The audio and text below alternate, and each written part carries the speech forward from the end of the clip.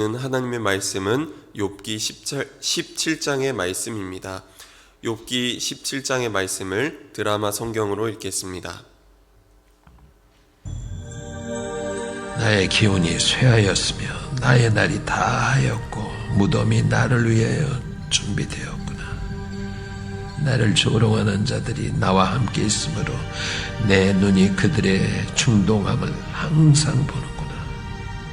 청하건대 나에게 담보물을 주소서. 나의 손을 잡아줄 자가 누구리이까? 주께서 그들의 마음을 가려 깨닫지 못하게 하셨사오니 그들을 높이지 마소서.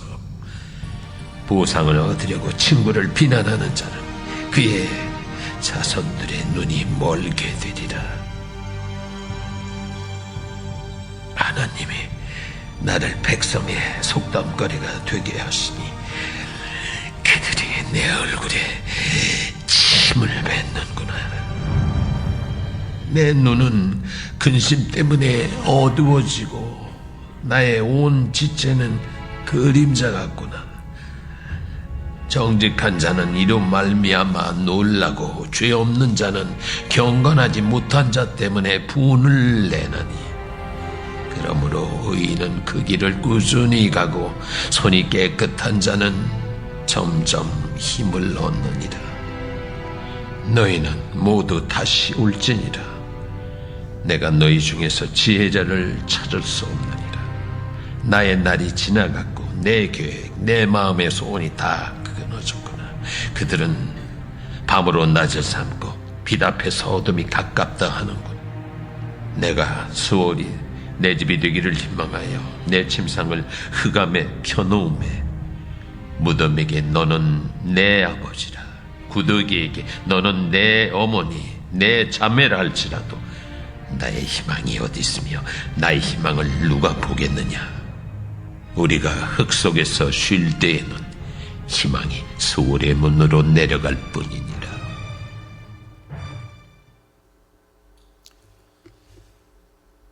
주님의 은총과 평화가 여러분 가운데 함께 하시기를 바랍니다. 네, 또 온라인으로 기도의 자리를 지키시는 우리 모든 성도님들 가운데도 동일한 은혜가 있기를 간절히 축원합니다. 오늘은 여러분의 콜카타는 어디입니까? 라는 제목으로 말씀을 나누고자 합니다. 여러분 콜카타가 어딘지 아시나요? 인도에 있는 도시 중에 하나입니다. 욥을 이야기하는데 난데없이 콜카타가 어디냐고 묻는 게 좀 엉뚱해 보이시겠지만 그럼에도 하나님의 은혜가 있으리라 믿습니다. 욥과 친구들의 설전이 2라운드에 치닫게 되면서 이 욥을 향한 친구들의 말이 더욱더 거칠어졌습니다. 욥과 친구들의 대화는 대화라기보다는 일방적인 독백 같아 보입니다. 대화란 원래 오고 가는 말이 있어야 하는데 친구들은 일방적으로 욥을 비난하고 몰아세웁니다. 15장에서 엘리바스는 욥을 비꼬고 또 폭포수가 쏟아지듯 비난을 퍼붓습니다. 엘리바스의 마음을 불편하게 했던 것은 욥이 하나님의 자비를 구하지 않고 자기 고난의 이유를 자꾸만 따져 묻는 데 있었습니다. 고난 속에서 터져나온 욥의 이 말을 전혀 경청하지 않았던 것이죠. 자기만 옳다고 생각하는 사람은 자신의 세계를 벗어나지 못하고 자기 안에 갇혀 고립될 때가 많이 있습니다. 엘리바스와 같이 자기 세계에서 빠져나올 용기가 없는 사람들은 다른 이들의 말을 듣지 않습니다. 들을 생각이 처음부터 없습니다. 엘리바스의 말을 듣고 보니 고난받고 고통 속에 있는 이 욥은 졸지에 부패한 악인이 되어버렸습니다. 그리고는 엘리바스는 자기의 지혜에 귀를 기울이라고 말합니다. 자기의 지혜는 지혜로운 사람들에게 배운 지혜라고 말하면서 자기 말에 권위를 더합니다. 이 사람들이 신기한 게 권위자로 인정된 사람들의 말에는 귀를 기울이는 심리가 있습니다. 그래서 예를 들어서 반려견을 키우시는 분들은 아마 강형욱이라는 사람을 다 아실 겁니다. 이 강형욱이라는 이 동물 훈련사의 말을 견주들은 아주 무조건 따릅니다. 또 육아는 요즘에 오은영 박사라는 분이 대세잖아요. 저도 앞으로 육아를 할 것을 생각하면서 이 오은영 박사의 말에 자주 귀를 기울이게 되는데, 그런데 문제는 사람들이 검증되지 않았음에도 무조건 권위자라고 하면 맹신하는 데 있다는 것입니다. 단순히 권위자라고 해서, 전문가라고 해서 맹목적으로 믿는 사람들이 있다는 것입니다. 이렇게 맹목적인 믿음을 가지고 있는 사람들은 참된 진리를 깨닫고자 하는 용기가 부족한 사람들입니다. 16장에서부터 오늘 읽은 본문 17장에 이르기까지 욥은 다시 등장해서 엘리바스의 말에 대답합니다. 욥의 친구들이 재난을 주는 위로자들이라고 표현합니다. 재난과 위로가 어울려 보이시나요? 네, 전혀 어울리지 않는 조합임에도 욥의 말에는 이 강렬함이 있습니다. 욥은 이제 친구들에게 말하는 것을 일단 포기한 것 같습니다. 이제 자신의 사정을 하나님 앞에 아뢰겠다고 말합니다. 그리고는 욥은 거침없이 하나님에 대한 원망을 터뜨립니다. 하나님께서 그를 미워하시고 살기찬 눈초리로 바라보시고 평안히 살고 있던 그를 느닷없이 꺾으시고 목덜미를 낚아채 부서뜨리시고 관역으로 세우시니 이런 일들은 세상 사람들이 다 똑같이 하는 게 아니냐고 따져 묻는 것입니다. 욥의 말이 처절하게 들립니다.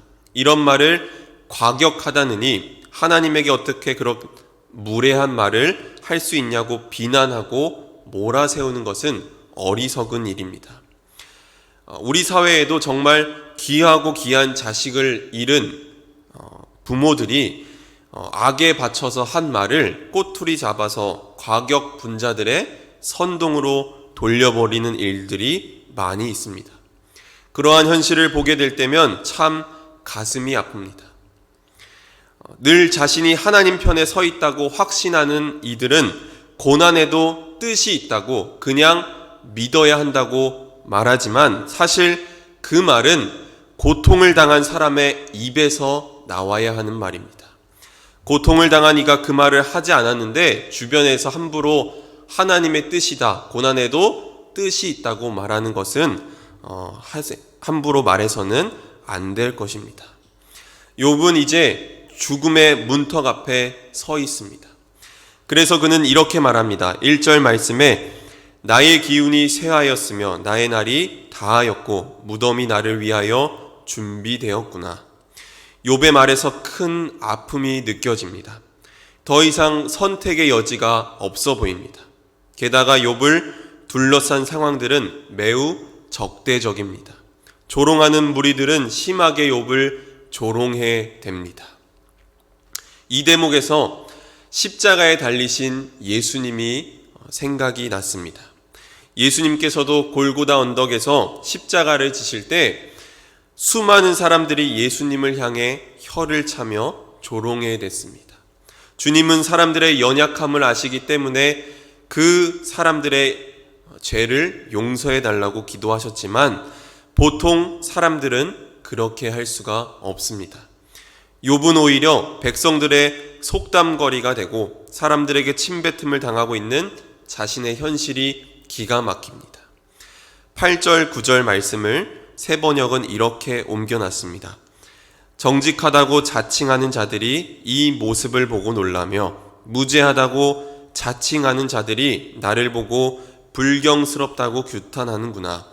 자칭 신분이 높다는 자들은 더욱더 자기들이 옳다고 우기는구나. 자칭이라는 말이 욥의 현실을, 이 모순된 현실을 잘 반영해 줍니다. 성경을 읽다 보면 하나님이 선택한 민족, 하나님이 선택한 백성, 선민이라는 이 헛된 자부심이 이스라엘 백성의 눈을 멀게 할 때가 많았음을 보게 됩니다. 하나님을 잘 믿고 있다는 자부심이 그들의 귀를 어둡게 하였습니다. 그래서 아모스 선지자도 이렇게 눈먼 이들을 향해서 말합니다. 아모스 5장 21절 24절 말씀을 새 번역으로 보면 이렇게 기록되어 있습니다. 나는 너희가 벌이는 절기 행사들이 싫다. 역겹다. 너희가 성회로 모여도 도무지 기쁘지 않다. 너희가 나에게 번제물이나 곡식제물을 바친다 해도 내가 그 제물을 받지 않겠다. 너희가 화목제로 바치는 살찐 짐승도 거들떠보지 않겠다. 시끄러운 너의 노랫소리를 나의 앞에서 집어치워라. 너의 검은고 소리도 나는 듣지 않겠다. 너희는 다만 공의가 물처럼 흐르게 하고 정의가 마르지 않는 강처럼 흐르게 하여라. 아모스는 자칭 잘 믿는 것처럼 보이며 행하는 종교의식을 비판하고 역겹다고 말합니다. 우리가 하나님을 믿으며 산다는 것은 무엇일까요? 그것은 나의 삶을 통해서 하나님이 드러나는 것입니다. 나를 통해서 다른 사람들이 하나님이 어떤 분이신지 알 수 있다면 그 삶이야말로 하나님을 믿는 진정한 믿음의 삶이라고 할 수 있습니다. 중요한 것은 내가 얼마나 잘 믿는 사람처럼 보이느냐가 아닙니다. 감동의 눈물을 흘리면서 찬양을 하고 말씀을 제 아무리 많이 읽고 많이 암송한다고 할지라도 그 삶 속에서 예수가 보이지 않는다면 무슨 소용이 있겠습니까? 삶으로 고백되지 않는 신앙은 공허한 말에 불과합니다. 오늘 우리가 하나님을 믿는다고 고백하고 있는데 과연 우리가 하나님을 잘 믿고 있는지 돌아봐야 합니다. 잘 믿고 있다는 자부심, 자기의에 사로잡힌 이들로 인해서 신앙이 무거운 짐으로 변하고 있습니다. 이것이 너무도 가슴 아픈 현실입니다. 오늘 우리가 하나님을 제대로 믿는다고 한다면 하나님이 깊은 관심을 가지고 있는 사람들에게 우리가 관심을 갖지 않으면 안 됩니다. 그렇게 예수님도 사회에서 억눌려 사는 사람들, 고통받는 사람들과 함께 하셨던 것입니다. 욥은 이제 죽음 이외에는 희망이 없습니다. 어쩌면 죽음도 그의 희망이 아닐지도 모르겠습니다. 그래서 15절 말씀에 나의 희망이 어디 있으며 나의 희망을 누가 보겠느냐라고 욥이 말합니다. 더 이상 욥의 삶에서 희망을 찾기란 무의미한 일인 것 같습니다. 욥기가 주는 정말 중요한 교훈 가운데 하나는 섣부른 희망을 보여주지 않는다는 데 있습니다. 욥처럼 아픔과 슬픔을 제대로 겪지 않고 섣부른 희망을 원하고 맹목적인 신앙을 추종하는 사람들이 많기 때문에 타인의 아픔에 대해서도 사람들은 공감하는 법을 배우지 못합니다. 욥이 이렇게 하나님에게 대들고 항의할 수 있는 근원이 어디에 있을까요? 저는 그것이 하나님과의 친밀함에 있다고 생각합니다. 하나님과의 친밀함을 전제하지 않으면 하나님께 대들며 말할 수 없습니다. 내가 누군가에게 말을 해야 하는데 말하면서도 자꾸만 내 말을 검열해야 하고 이렇게 말하는 게 맞나 틀리나 생각한다면 제 속에 자유가 있을 수가 없습니다. 그렇다면 상대방과 친밀하지 않다는 것입니다. 하나님을 정말 사랑하는 사람일수록 하나님과 정말 친밀한 사람일수록 잘 대들 수 있습니다. 그런데요, 하나님께서도 자기 안에 슬픔이 가득한데 그것을 숨기면서 기도하는 사람보다는 자기 속에 있는 모든 것을 쏟아내는 사람의 이야기에 귀를 더 기울이실 것 같습니다. 여러분 마음속에 아직 하나님 앞에 털어놓지 못한 슬픔과 감정이 있다면 오늘 이 시간 다 쏟아내시기 바랍니다. 욥도 나중에 보면 이렇게 다 쏟아내고 나서야 비로소 하나님의 은총을 볼 수 있는 눈이 열리기 시작했습니다. 모든 것을 다 쏟아내고 아뢰는 이에게 하나님이 길을 열어주실 것입니다. 욥은 하나님이 살아계심을 확신하면서도 여전히 절망의 어둠 속을 걸어가고 있습니다. 이런 그를 누가 책망하고 비난할 수 있겠습니까? 저는 이 세 친구의 모습을 보면서 왜인지 모르게 낯이 익다고 느꼈습니다. 왜냐하면 이 욥을 향한 세 친구의 모습이 제 삶 속에서 발견될 때가 너무도 많기 때문입니다. 저는 오늘 말씀을 준비하면서 그래도 난 잘 믿고 있다는 자부심으로 뻔뻔하게 살았던 저의 모습을 다시 돌아보게 되었습니다. 안타까운 현실을 마주하면서도 나는 아무것도 하지 않으면서 누군가를 탓하기만 하는 교만한 제 모습을 보게 되었습니다. 저와 여러분이 가슴 아픈 현실 앞에서 섣부른 희망을 이야기하기보다는 절망을 직면한 이들을 공감해주고 그들에게 깊은 관심을 갖고 살았으면 좋겠습니다. 이웃을 사랑하고 그들의 아픔에 공감하는 그리스도인들이 되어야 합니다.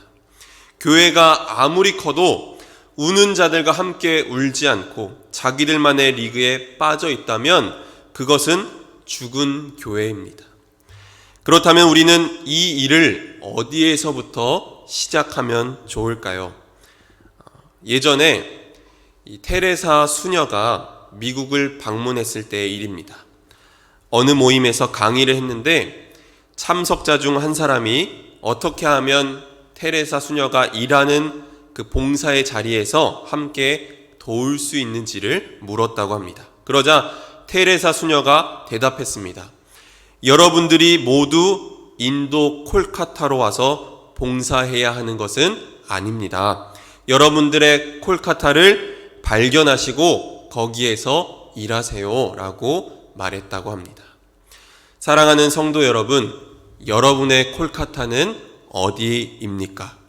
오늘 내가 속한 가정, 내가 일하는 직장, 내가 살아가는 사회, 그리고 우리 교회, 바로 그 삶의 자리에서 따뜻함을 나눌 수 있었으면 좋겠습니다.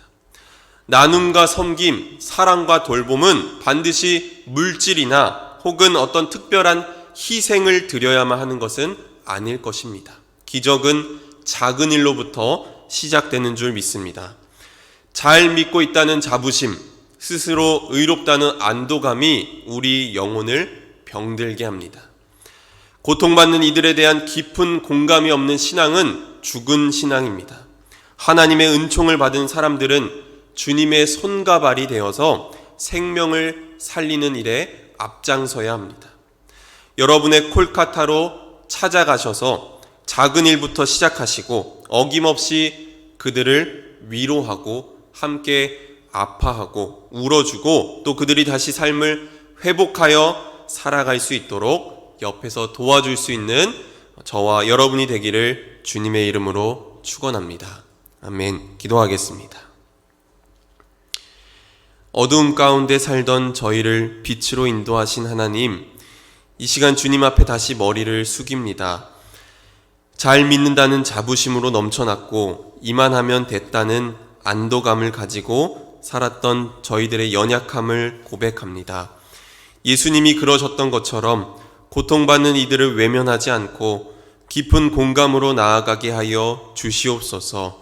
우는 자들과 함께 울게 하시고 기뻐하는 자들과 함께 기뻐하는 하나님의 공동체가 되게 하시고 또한 하나님과 세상을 잇는 사람들이 되어서 이 어려운 시대 가운데 세상을 변화시키는 그리스도인들이 되게 하여 주시옵소서. 오늘 이 예배 가운데 구별하여 귀한 예물 드립니다. 감사헌금으로 또 1,000번째 예물로 드리오니 예물 드린 손길 가운데 함께 하시고 축복하여 주시옵소서. 이 예물이 하나님과 세상을 잇는 곳에 사용되게 하시고 하나님의 나라에 합당한 일로 사용되게 하여 주시옵소서. 하나님, 우리 성도님들 가슴에 품은 여러 소망들이 있습니다. 기도하는 모든 제목들 가운데 함께 하시고 하나님의 때와 하나님의 방법으로 역사함을 믿으며 나아가오니 우리의 믿음을 굳건하게 하시고 담대하게 하여 주시옵소서. 모든 것 주님께 맡겨드리며 예수 그리스도의 이름으로 기도드렸습니다. 아멘.